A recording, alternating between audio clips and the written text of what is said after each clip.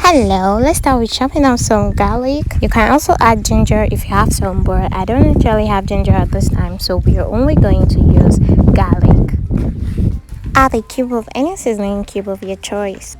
Add a bay leaf and some rosemary. We're actually trying to marinate the meat so it gives the best flavor and taste as possible. Chop up some onion and spring onion and add it to the mixture. Add some salt and mix everything together. Combine it very well. So mix, and when you're done mixing that, when you're done combining it, close it and set it aside. Here we have extra chopped vegetables for the sauce. Here we're measuring out our flour and our butter.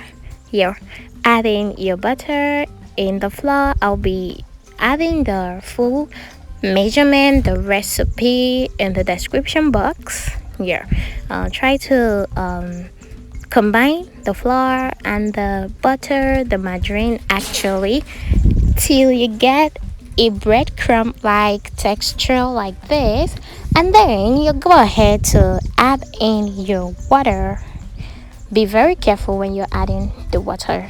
This is going to determine if you're going to get a flaky meat pie or a chewy meat pie. So get it out the boil. If it's too hard for you to mix in there, you can actually get it on your work surface and be gentle, guys. Gentle on the light. Be gentle with the dough. Don't overwork the dough. Cover it for a while. Let's go make our sauce. Yay! So adding some onion to your oil, then adding your marinated beef, some powdered ginger. If you have a fresh one, you can make use of a fresh one. Saute for a while, then adding your potato, your Irish potato, adding a little bit of water, adding a little bit of curry masala, and then your carrots. So guys, you don't have to copy every single thing I do in this sauce. You can actually be creative with your sauce, but I'm going to be so honored if you actually want to do like verbatim of what I'm doing right now. So go ahead and mix your cornstarch. Don't allow it to be too thick, just add it in and it's gonna take in the sauce for you, so it's not gonna look all watery. Then we are done. Over to our dough. So here we have our dough. We're gonna give it a gentle little massage and then we're gonna cut it into pieces.